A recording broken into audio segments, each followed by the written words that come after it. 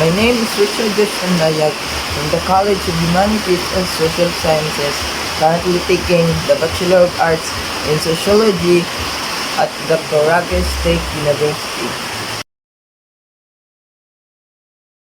One of the biggest challenges I faced was adjusting to the independence and responsibility of university life. Coming straight from high school, I wasn't used to managing my own time, workload, and social life. This led to some initial difficulties in balancing my studies with extracurricular activities and personal commitments.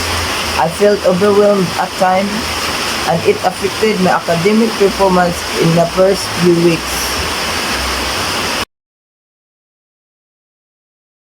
This challenge indirectly impacted my adherence to CSU's attendance policy for some classes.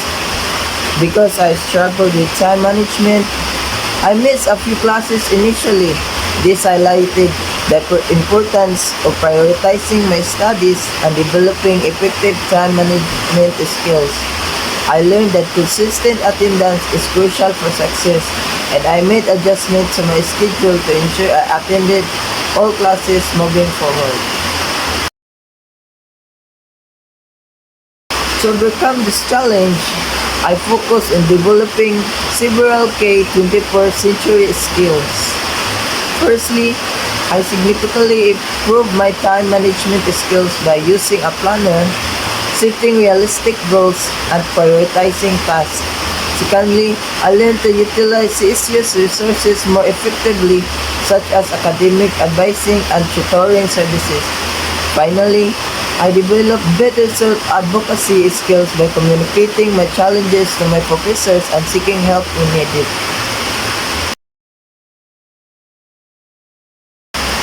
By actively managing my time, utilizing campus resources, and advocating for myself, I've significantly improved my academic performance and overall well-being. I am now better equipped to handle the demands of university life and maintain a healthy balance between my studies, social life, and personal commitments. I've grown more confident and self-reliant. Thank you for watching. I hope this video gives you a glimpse into my first semester at CSU and the lessons I learned.